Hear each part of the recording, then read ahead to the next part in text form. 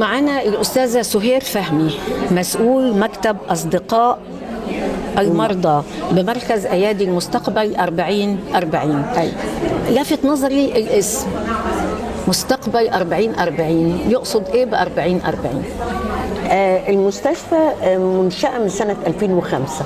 تمام.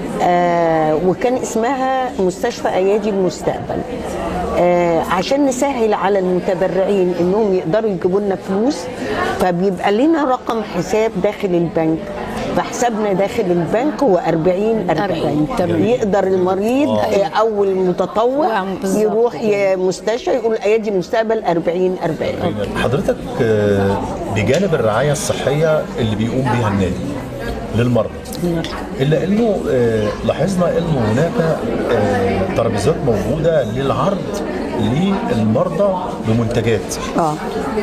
اشرح لنا ايه الوضع بالنسبه للتدريب؟ هو الحقيقه لما ابتدينا نعمل الندوات والعلاج النفسي للمرضى، اكتشفنا انهم بيعانوا وحالتهم الصحيه مش مساعداهم يشتغلوا يعملوا شغله تقيله، فابتدينا ندربهم على حرف يدويه بسيطه زي شغل الكروشيه، شغل الابره، الخرز، وكل واحد حسب ظروفه الصحيه في الوقت ده. جميل.